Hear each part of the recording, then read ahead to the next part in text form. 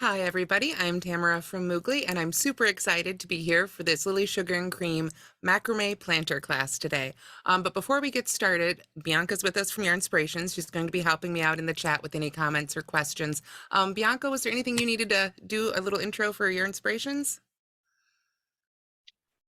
I think we can get started, Tamara. Okay. I just wanted to say thank you to everybody for joining us and yeah, looking forward to the class. Okay, great. Just want to make sure we covered all our bases.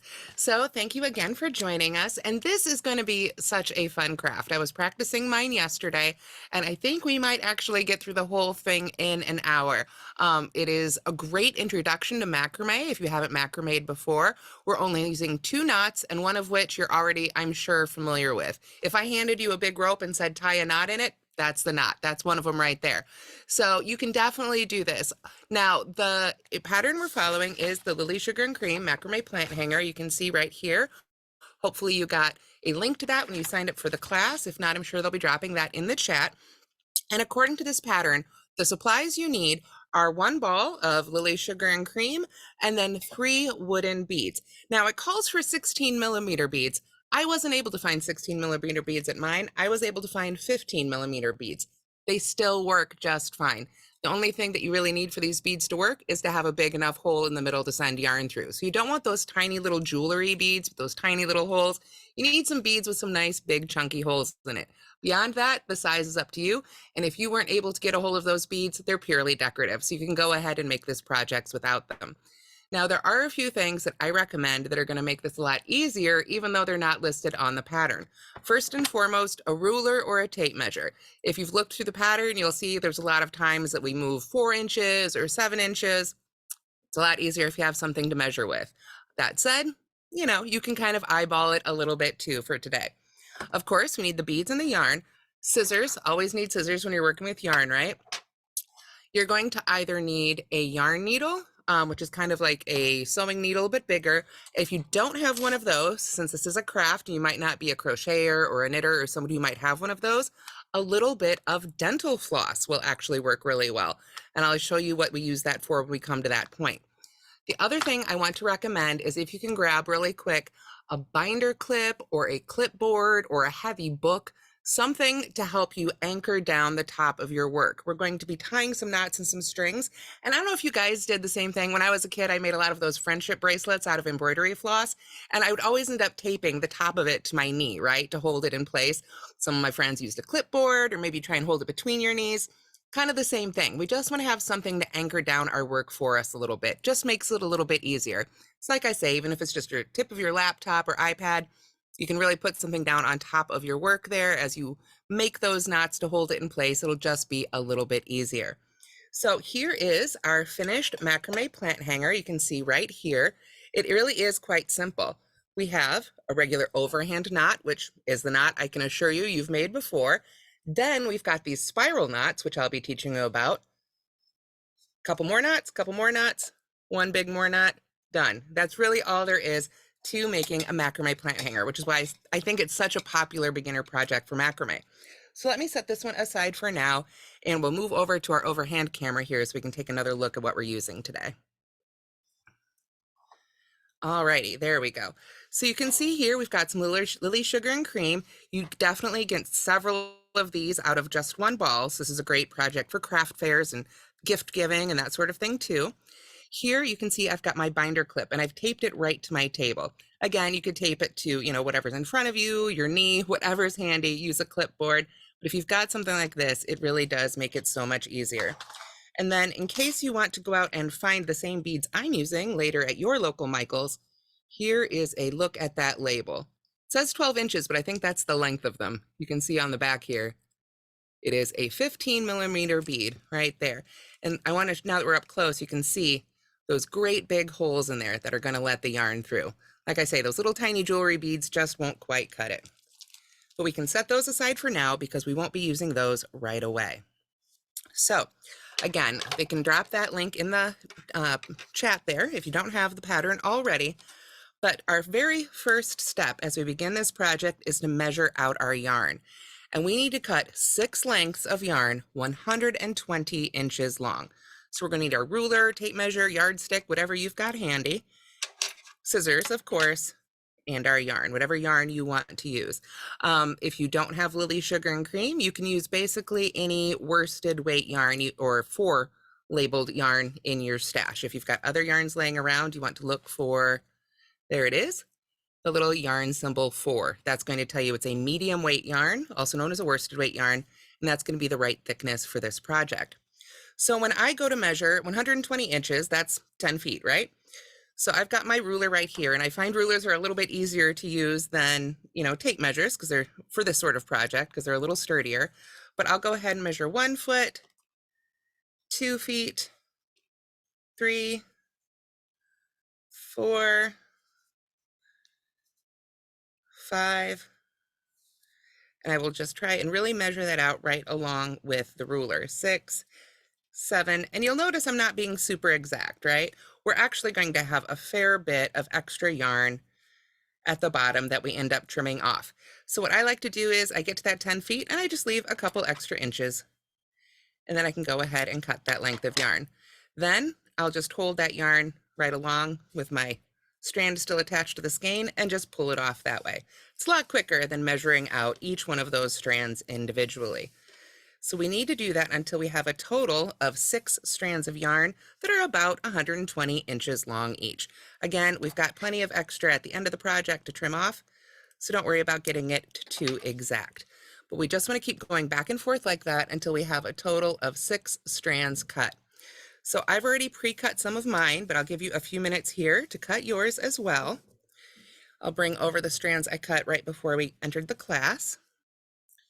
And it looks like Bianca's just shared that file in the class chat if you need that. So I just want to show you guys, I've got different lengths here. Again, these are not all going to be exactly the same length, but as long as they're about 120 inches each, then you'll be totally fine. So we can just put those together. And it looks like maybe the pattern was missing from the class, so I'll definitely give you guys a chance to get caught up here. Main thing, first things first, we just want to cut those 6 strands of yarn, about 120 inches long each. There we are. Make sure I've got 6 strands. When I was practicing yesterday, I accidentally put 7 in there, and I ended up having to cut 2 out so it would work. So you want to make sure you have 6 strands of yarn. So everybody just take a minute and cut your yarn. And after you've got it cut, we want to find the middle. So to do that, I'll just take my 2 ends here, sort of hold them together and pull until I get to that center crease. With 10 feet of yarn, I'm leaning pretty far back from my desk to find that center there. So go ahead and take your time, cut your yarn, and find that center fold, basically when you fold all those strands in half. So I'm just going to peek in the chat here and see if it looks like the pattern is in the chat now. There's a PDF, so you can go ahead and grab that right from there. Absolutely, I'm going to give you guys just a minute here or two. Find the end of your yarn, cut your 6 strands of yarn about 10 feet long. Again, if they don't have to be totally exact. If all your little cut ends aren't perfect, I know mine certainly aren't, it's going to be a-okay. You can see that's what my ends look like right there. A little bit of a mess, but I know it's going to be fine. So we'll put that down for just a minute here. I'm going to take a little sip of my tea. Excuse me.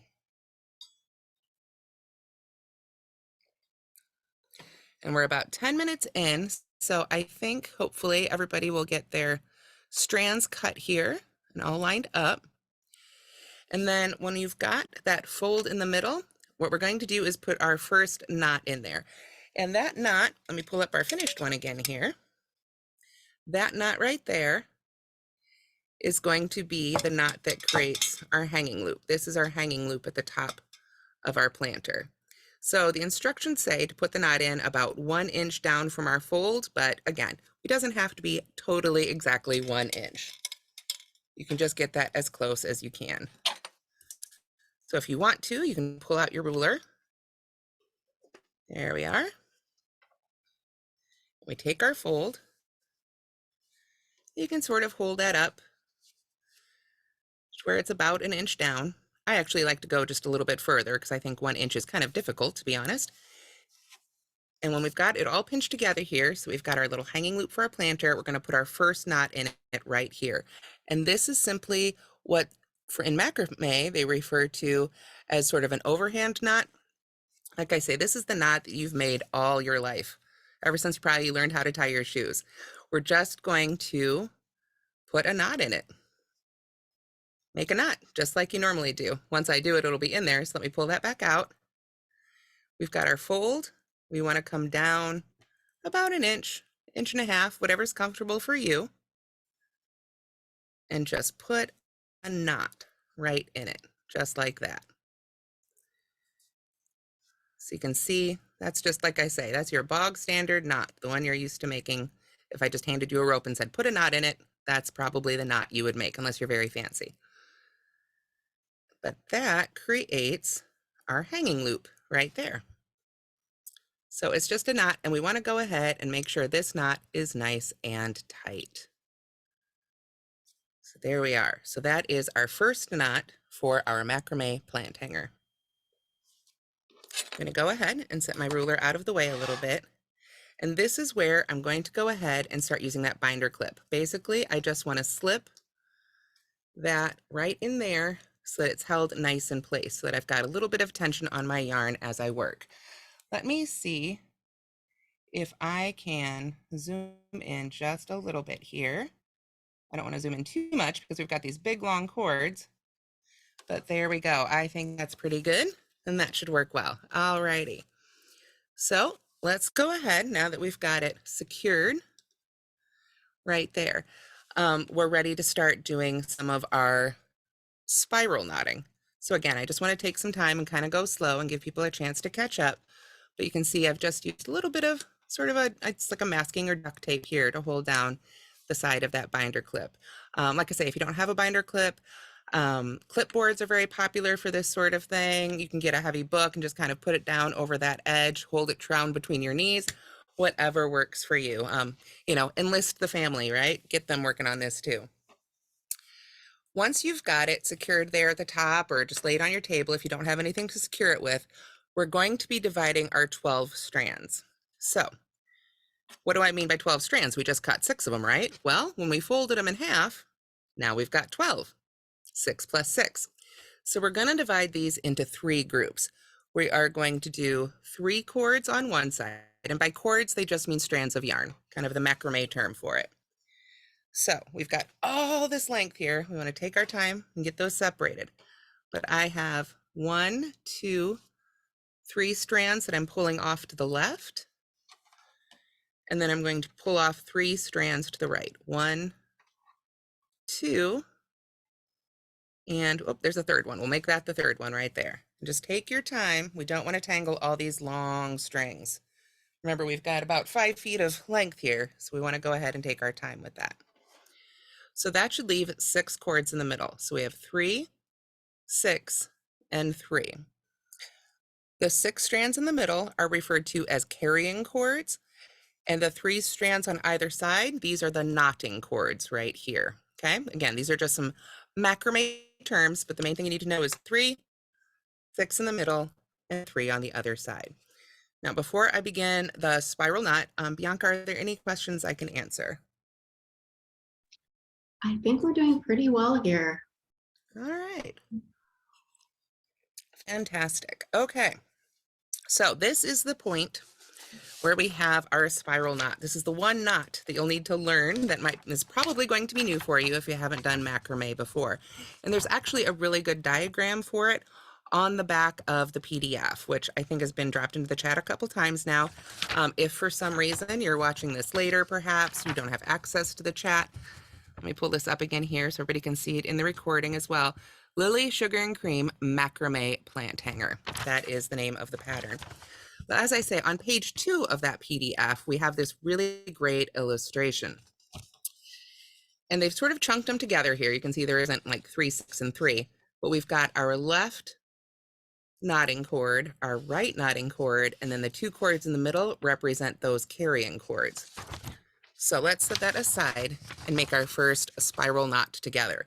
The first one we're going to move is that right knotting cord.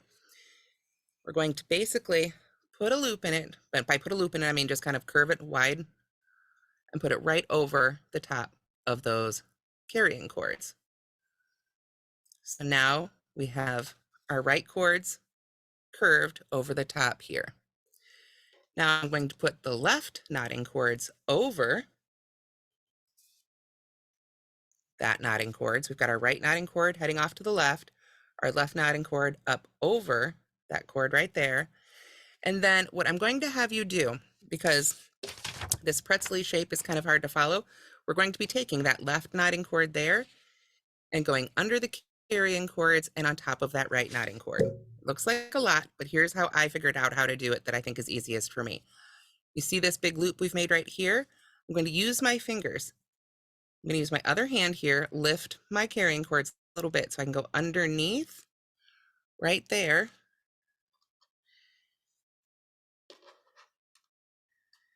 And grab the left knotting cords right there.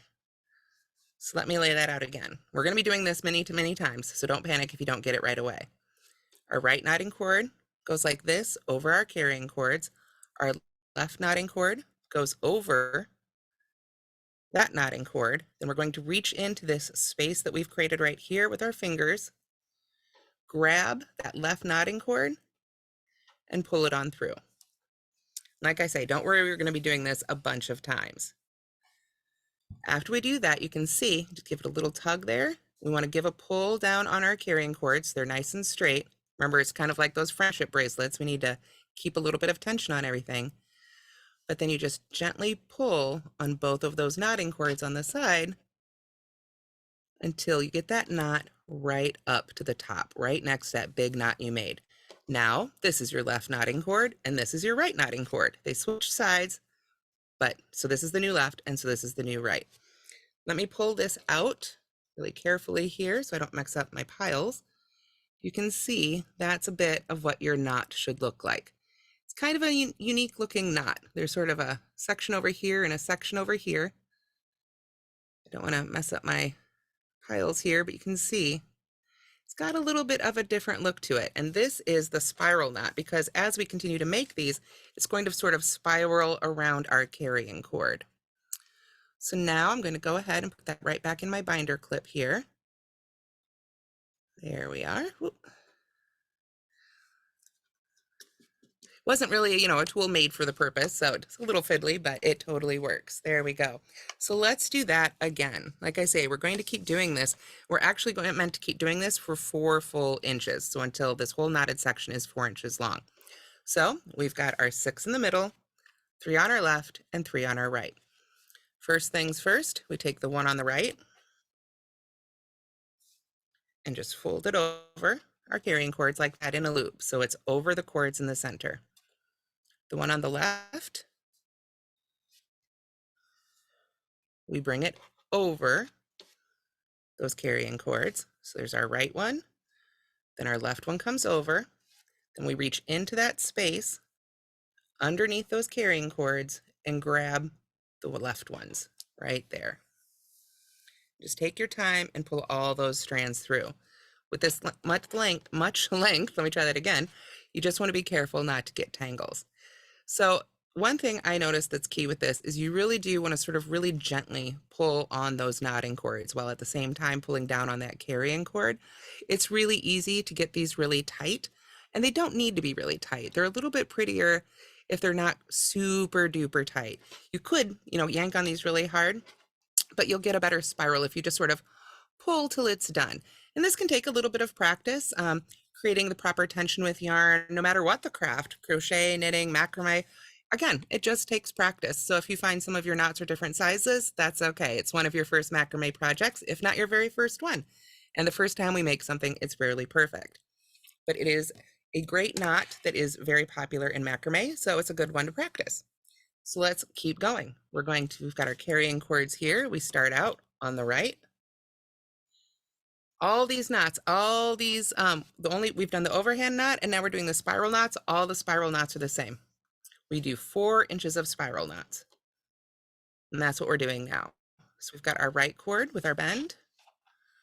Our left cord goes over the top of that knotting cord right there, so we can reach in, go underneath those carrying cords, and grab that left guy. Pull him right on through. And then again, we just gently pull on those sides until they reach the top. Now, you'll notice these are called spiral cords, or excuse me, spiral knots. If I pull up our finished one here, sent in by Yarn Inspirations, you can see how it spirals there. It's going to keep sort of turning around. Theirs are really beautifully done here. So as you continue to make your knots, you may find that you need to pull this out and turn it a little bit, you know, to keep going along with those knots so that it doesn't twist up on your table. And that is totally fine. There we are. So let's do one more of those spiral knots, and then I'll take a break and see if anybody has any questions. We've got 3 on the right, 3 on the left, 6 in the middle. We take the 3 on the right, just form this little curve right there. We take the 3 on the left and go right on over those, just right on top. Then we reach into this space, go under our carrying cords, and grab this guy on the left. Pull it right on through, and then just pull your knot right on up those carrying cords right there, and just give it a real gentle tug so that they all end up about the same size. So I'm going to keep adding those to my plant hanger, and you guys should keep working on those too. But Bianca, are there any questions I can answer at this point? I think everyone seems to be following along pretty nicely. It doesn't look like anyone has any questions in the chat, but folks, don't hesitate to reach out if you are wondering anything. Absolutely. So this is the technique that I found easiest for me to figure out these spiral knots. Because like I don't know about you guys, but I stare at a diagram of a knot. I've got a couple knot books actually on my shelf, and my brain starts to go a little haywire. But this one really is pretty simple once you get the hang of it. I'm sure other people, you know, move their hands a little bit differently to do it.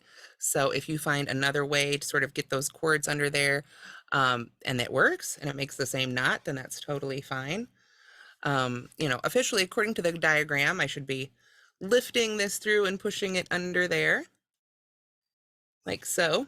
But I like reaching into that space. I think it just makes it a little bit easier to get that done. But if you prefer to sort of push it up there and then pull it through, that's fine. Just like any other craft, the way you move your hands while you're doing it is totally up to you. No right or wrong, as long as you get the right stitches or effect that you're going for. So basically, Tamara, sorry, we yeah, do have a question now from fantastic. Erin Fox. She is wondering, as it twists, do you flip it over or try to keep it straight?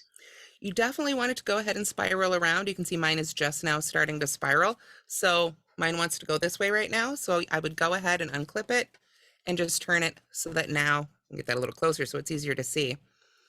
See, this is the way we started and it's starting to do the twist. So now I would reclip it in so that that's facing up again.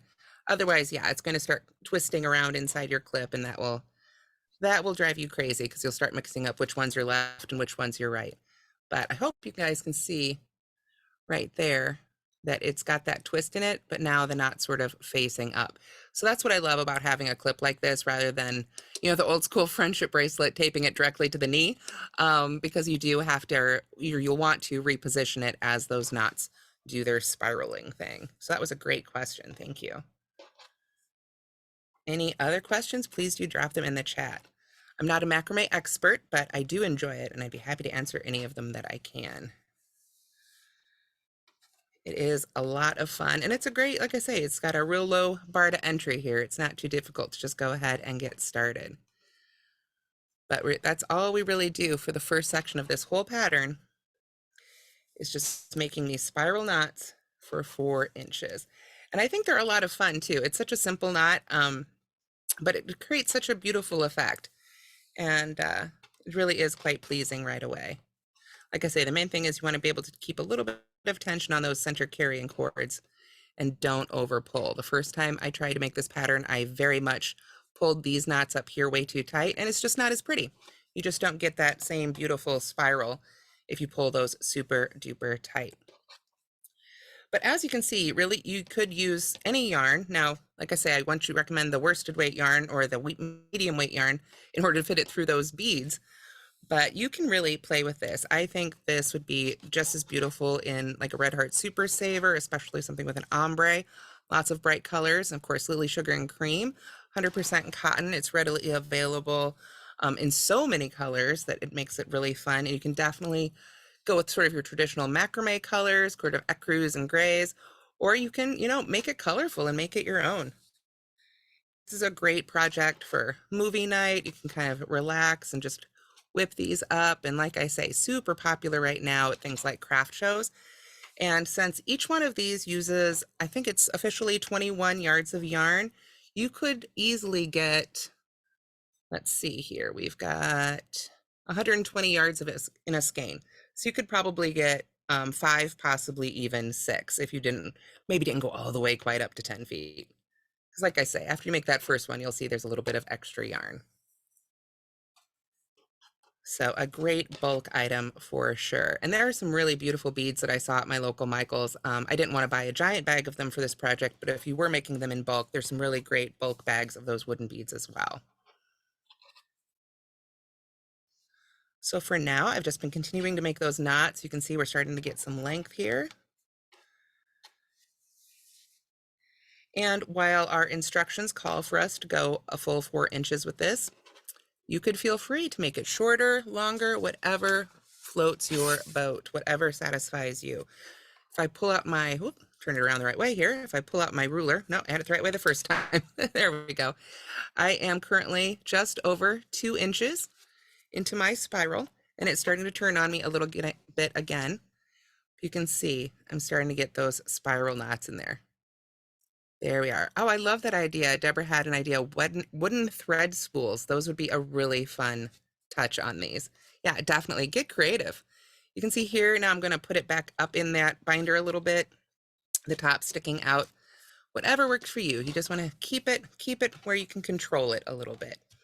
Let's make a few more of these before we move on to the rest, because the rest of it is going to go incredibly fast. Just keep making those spiral knots till you have approximately 4 inches, or, when you're satisfied. If you've got 3 and you're done with it and you're ready to move on, then you can stop at 3. But this really is a great opportunity to practice this knot. I think it is probably, besides the overhand knot, one of the most popular ones I have encountered in macrame projects. So if you guys have done macrame before, or you've done other projects, definitely let us know about those too, or what you like, what you're looking for in macrame. Is there a particular type of pattern you're looking for in macrame? We see a lot of plant hangers, but of course there's lots of things you can do. There we are. Just gonna cinch those up so they're a little bit tighter and match a little bit. And then you just keep turning that a little bit as needed. So we'll do a couple more here, get to the halfway mark, and then we'll move on to the rest of the project. There we are. Now, I think what would be really interesting for this project as well is if you used different colored strands of yarn. You could definitely play with different colors, maybe do some stash busting if you use yarn for other crafts in your life. Make each one of these strands a different color, make each section a different color. You could definitely have a lot of fun personalizing this. And then, of course, the beads could be spools, whatever makes you happy and makes it your own. There we are. I know I've been getting into plants a little bit more myself the last year or two, like so many. And having these plant hangers really is fun. And it's just such a great way to display your plants. And because it is mostly strings, even though they're up against that pot, they don't really seem to get, too wet or anything. Or if they do get wet, they dry pretty quickly. So that is always a nice touch. And of course, Lily Sugar and Cream, you can just throw right in the wash if you need to, should you have a plant-based disaster. Alrighty, so we are getting pretty far here. Hopefully, watching me do that a few dozen times here and a bit of practice will get you going on your own spiral knot. This is the only section of spiral knots we do in this project. After this, it's all overhand knots, which, are fun, but not nearly as exciting as this spiral knot. So it's a little hard to give it up and move on, but we'll do one more here and see if I've gotten close to those 4 inches. There we are. It wants to, this thing, the binder clip, wants to pinch it a little bit, but after you pull it out, you can kind of help encourage that twist, and that shows up right in there in those knots. Again, it takes a little bit of practice to get them all the same size. Mine aren't absolutely perfect. There's a couple that may be a little tighter than others, but I still think it looks really good. And now we should have close to 4 inches. Yes, we've got 4 inches of our spiral knot right there. So if you want to keep going on your 4 inches, if you're not quite there yet, you can, or you can go ahead and just stop right there and call it good. What we're going to do, however, is move on to our next step here. Just make sure I'm in the right spot in the pattern. Okay, I'm going to go ahead and put this right back down in here just to help hold it secure. And now what we're going to do is we're going to divide our 12 strands into 3 groups of 4. So we've got 3 in this group. We'll go ahead and add 1 more. Still got a good bit of length there, so take your time and make sure you don't get tangles. Got 3 here, so we'll add 1 more to this group. And it doesn't have to be any particular strand. I'd like to try and kind of grab one that wants to be near them, but it doesn't really matter which one. Now we've got 3 groups of 4 strands each. There we are. So now what we want to do is put on those beads. Again, these beads are purely decorative, so if you weren't able to get a hold of beads, don't worry about it. This one kind of came with a 2-sided string, so half of the string is loose here in my little bowl. So I'm going to go ahead and take my first bead here. So this is where it's going to be really handy if you have one of these tapestry needles. Let me give you another look at what these look like. You can find these in Michael's in the craft, the crochet and knitting section by the yarn. Makes sense, right? Looks a lot like a sewing needle, but it's got a bigger head so we can get our yarn through it, and it's not nearly as sharp. It's a lot safer craft working with yarn needles. But now what we want to do is get each of these groups of 4 strands onto one of these beads. So get that one from running away. Let's do the first one with the yarn needle, and then I'll show you another trick if you don't have a yarn needle around. So somehow my ends ended up crazy. It happens sometimes with macrame. I am going to make sure they're pulled nice and smooth here from the top. They're still kind of long, so it's hard to do that all on camera here, but you know what I'm doing. We're just going to straighten out these cords so that they're all nice and smooth together. And then I'm going to go ahead and do my first trim. I'm just going to go ahead and trim those ends so that they're nice and even and set aside the extra yarn. Now what I want to do is get all 4 of these ends on my yarn needle. I like to do that with a nice clean cut like I just did. Pinch them right between my fingers. See if we can get this nice and close to the camera here. There we are. And then we take that great big yarn needle and just slide it right over the ends, and so that all 4 strands are through there. If you're trying to get it on the needle and say 3 of them went through, but oh no, 1 of them got missed, not a big deal. Don't pull it all out. Let those other ones hang in there, and then you can add the stragglers afterwards. But after you do that, again, we want to make sure, we just want to take our time and make sure that strand is nice and smooth. Sorry, I have to go off camera a little bit for that here, but we really just don't want to have any lumps or bumps between this last knot and the head of our needle. So let me pull back out on my 5 feet here. There we are. So now I'm near the end. You can see the end's right there. It's not going to come off my needle, but I can just send that yarn needle right through the hole of that wooden bead, which is why I talked about we want to make sure that those holes are nice and big. It can be a little bit of a tight fit, but a good yank and they come right on through, at least for these 15 millimeters. Again, make sure you've got a nice big hole there. After you've pulled those yarn ends through that needle, or through the bead rather, we're just going to go ahead and for now, let's push that bead all the way to the top, right up against that last knot. We'll just let those strands hang off there to the side. Now, I could keep adding the other 2 with my yarn needle, and I'll probably do at least 1 more with the yarn needle, but this is my trick. If you are not someone who knits or crochets and you don't have one of these needles laying around, you can pull out, oh, mine just got stuck to my magnet there. You can pull out some dental floss, and I like waxed for this, but it's not required by any means. But this is a really fun trick, and this can be a great trick too if you need to put a button on something and you don't have a needle. Now it doesn't work for sewing, but it's good for getting strands of yarn through small spaces. So whether that's another one of these beads or a button, perhaps a decorative button, something like that. The wooden spool, whatever you want to put on here, this can be a really handy trick. It's a little hard to see, unfortunately, I'm realizing, against our white background. Trying to see if I have anything with some color here. We'll try this little post-it note here, just so we have a little bit of color so we can see what I'm doing a little easier. All right, so I've got my dental floss. I'm going to cut 10 inches or so. I guess I could have used the actual dental floss cutter, but that works. And now what I'm going to do, that's not going to work, I'll use my hands. I am going to take the two ends of my dental floss, if you can see them right there. I'm just going to twist those together. You'll see I'm leaving the big loop here of the dental floss open, but I'm just going to twist these ends together really nicely. This is why I like using the waxed. It's a little stiffer, and you can kind of use the heat of your hands to really pull that end together nicely right there. Let's see if we can see that. Oh, I'm too pale myself to be able to get it to show up. There we go. So there's our the ends that we've put together, and here is our loop.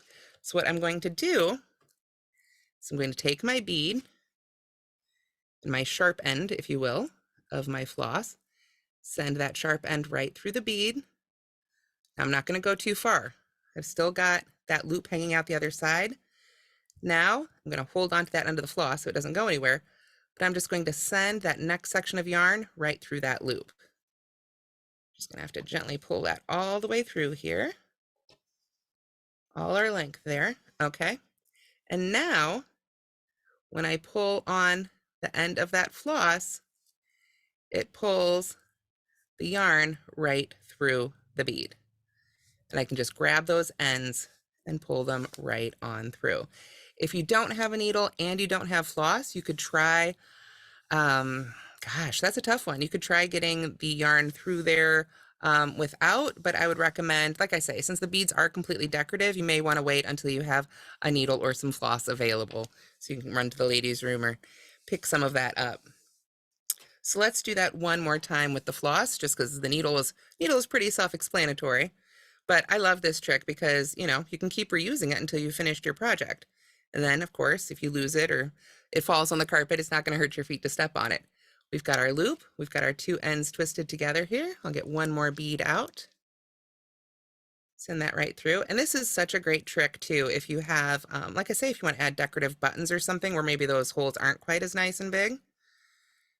You can really help you get yarn through those buttons and beads. So we just send our yarn through that loop, and then we can use our dental floss to pull it right on through.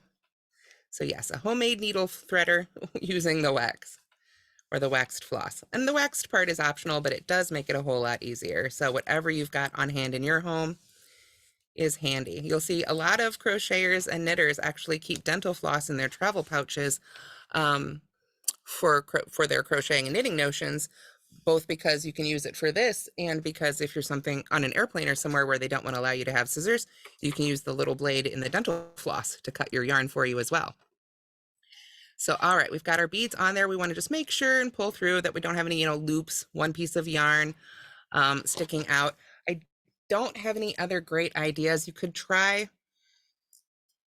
maybe try and get it through using the same technique with a loop of extra yarn, but I think it's going to be quite difficult. So again, if you really want to have the beads on there, I'd recommend practicing tonight on one set and then try adding the beads to the next one. Again, they're completely decorative, so they're totally optional. You do not have to add the beads to continue on with this pattern. So once we've gotten those beads on our groups of 4, then we'll be ready to do some more knotting. So I just want to give everybody a chance to do that and ask, are there any other questions I can answer right now?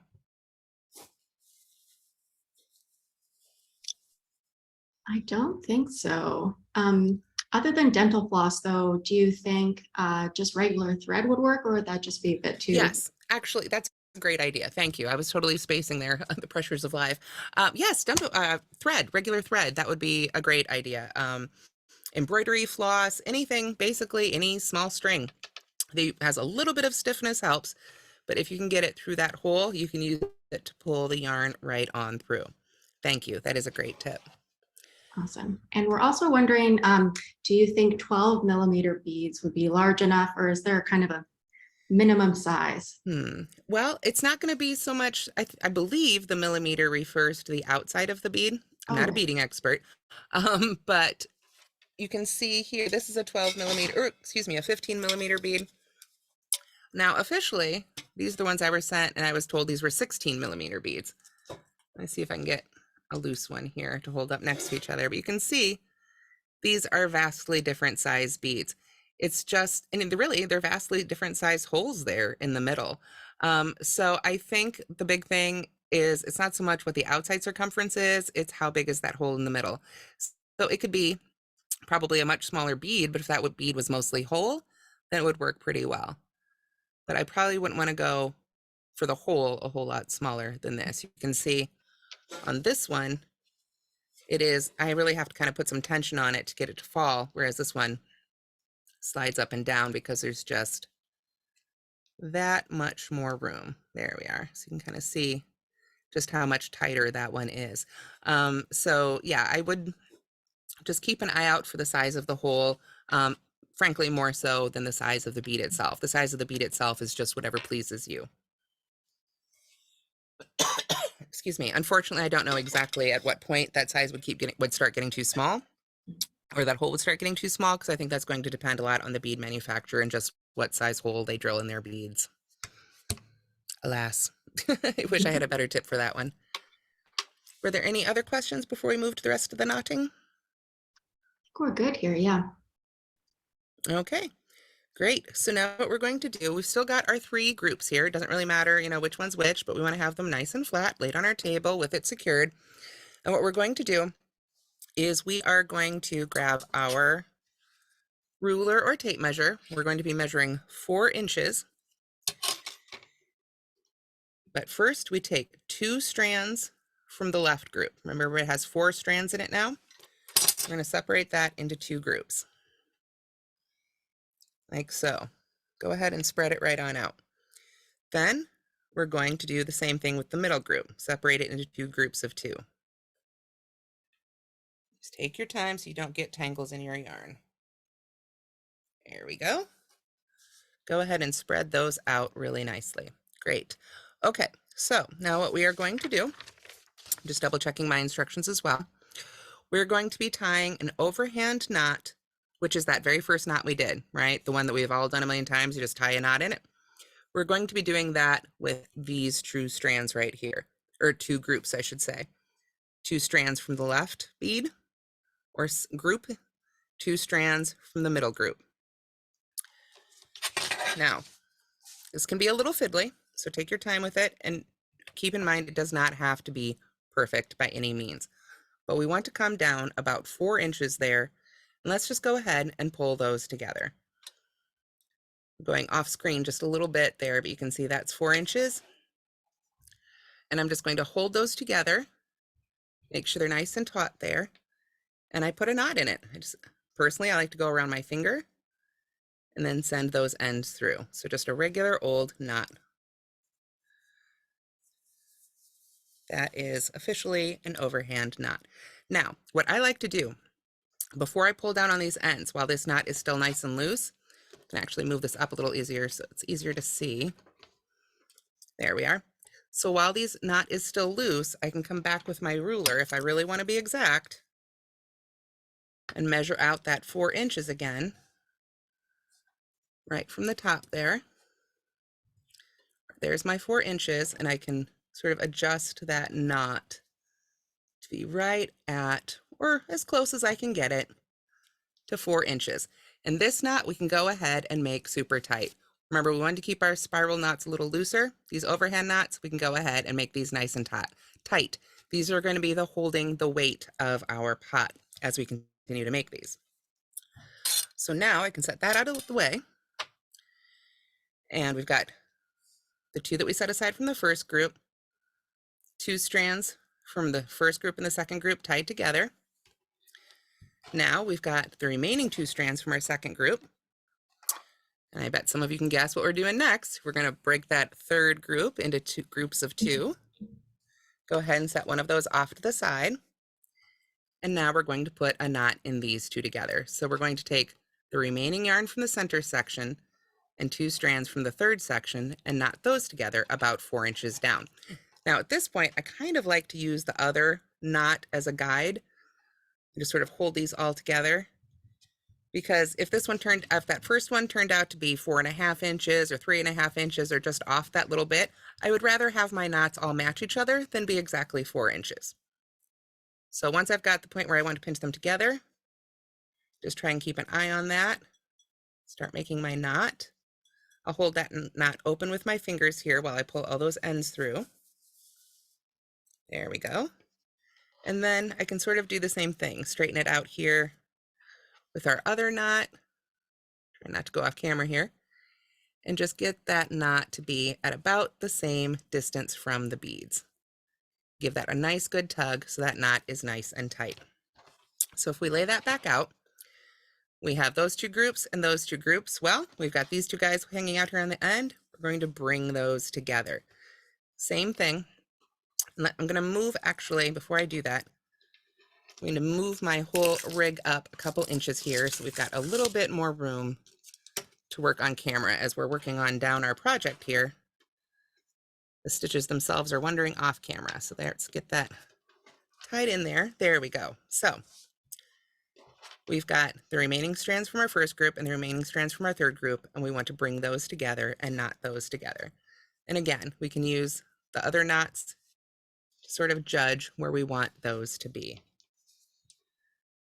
We just want to take our time and put our overhand knot in there. There we go. And sort of pull that through. And then just use, again, those other knots to help you judge right where you want that knot to be. And when it's in the right spot, I like to give it a nice strong tug to get it in there nice and permanently.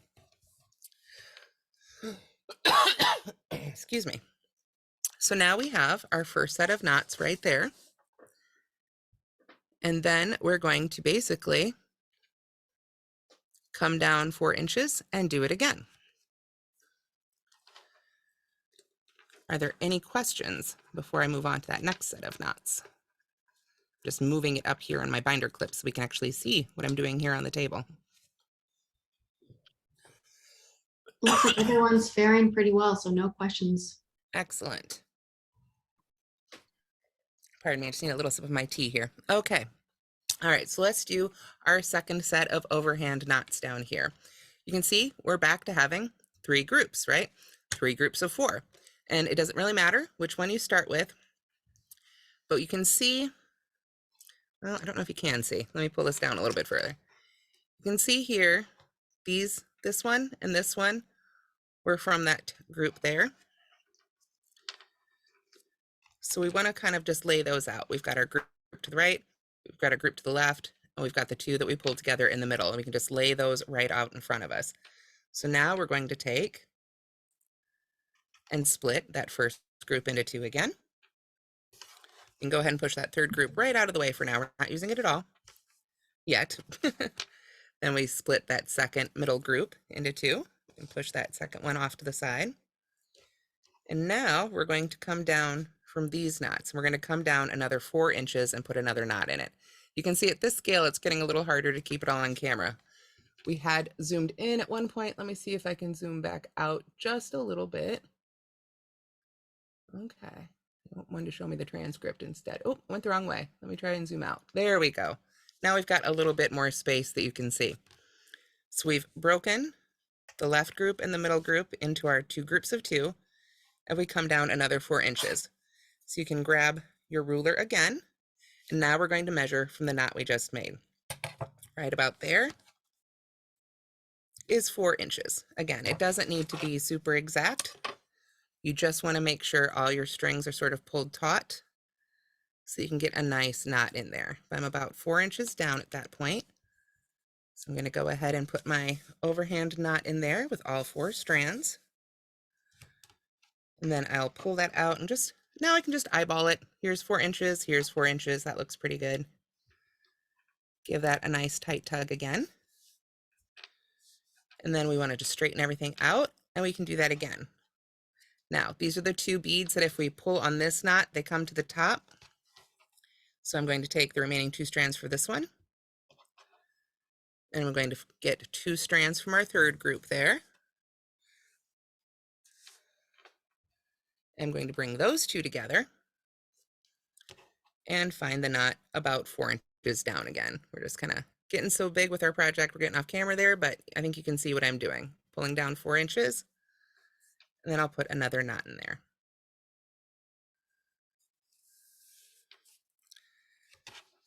Now, for our final knot of these 3, we want to take a moment and just take a look at what we've been doing here. You can see here, our middle group is the beads that come to the top. We want to tie, again, our 3rd group and our 1st group leftovers together, but we don't want to bring those up over the top again. We're going to start putting tangles in it. So at this point, you can go ahead and flip the whole thing over to the other side. We're going to put what was our 3rd group over here. We're going to put what was our 1st group to the right. And now, if I pull down on those 2 loose strands, you can see they're both coming from here. We're not going around our other strands. It might be a little difficult to see on camera, but hopefully in person you'll be able to see how you need those to sort of, basically we're forming a space, a netted space for our flower pot to fit into. So we just want to make sure that we're not going, around and creating knots that we aren't intending to put in there. So we're going to bring our last 2 sections together again. I like to try and line up those knots up there and line it up with the other knots next to it, so it's about the same distance from the top. And then we just put in our final knot right there.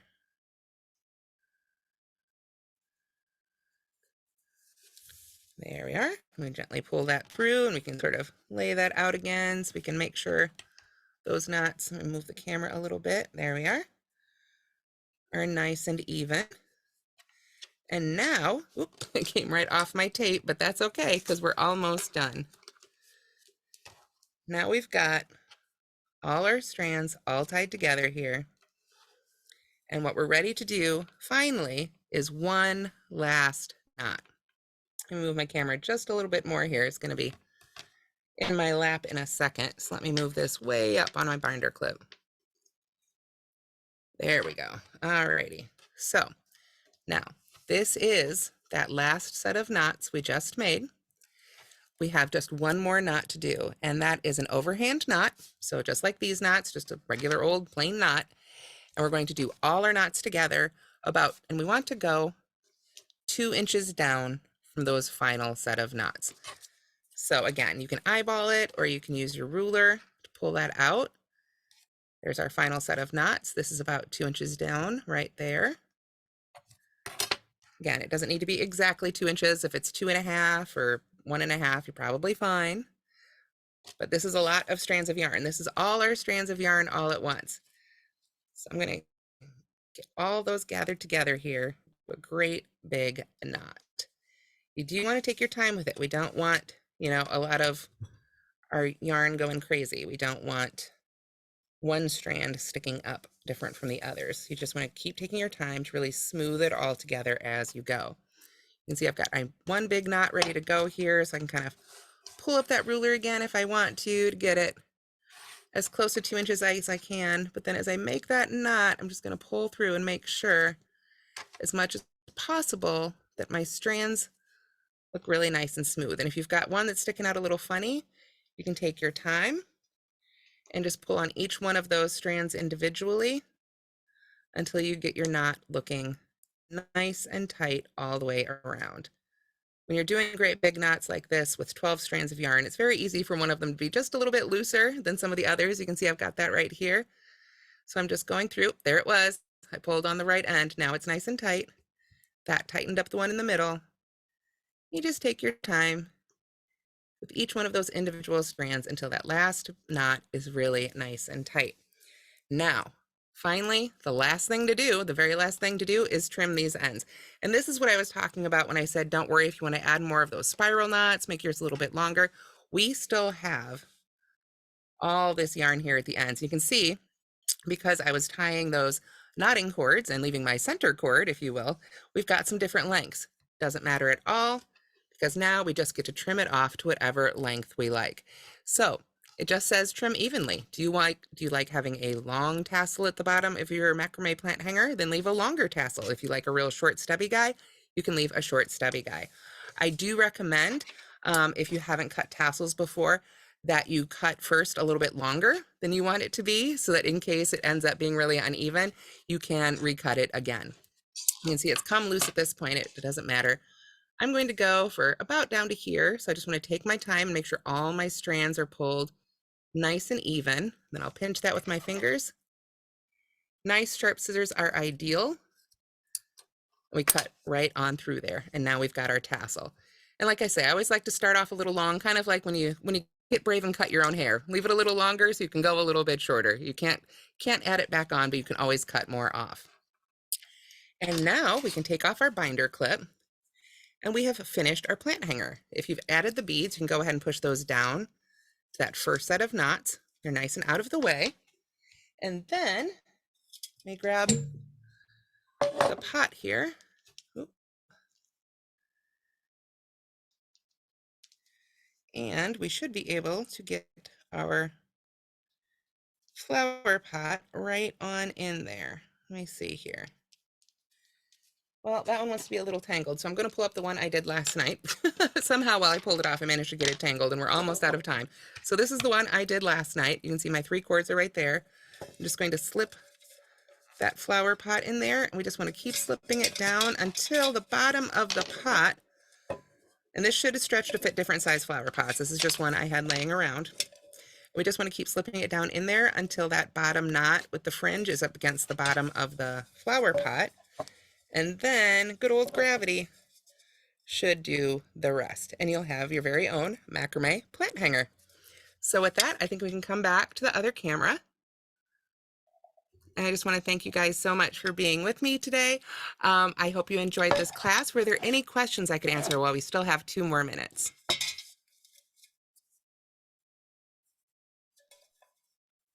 Great. Yeah. It doesn't look like we have many questions, just a lot of people saying, great Okay. class, great project. Awesome. Well, thank you so much, guys. Like I said, this is the one I made last night while I was practicing. So I made my hanging loop a little bit bigger, whatever's comfortable for you. If you've got a great big hook you need to put it around, make your hanging loop a little bigger. You like a little bit more of that spiral, make some more spiral. It's a lot of fun, and you can really make this pattern your own. So thanks so much for joining me, and I hope you all have a great night.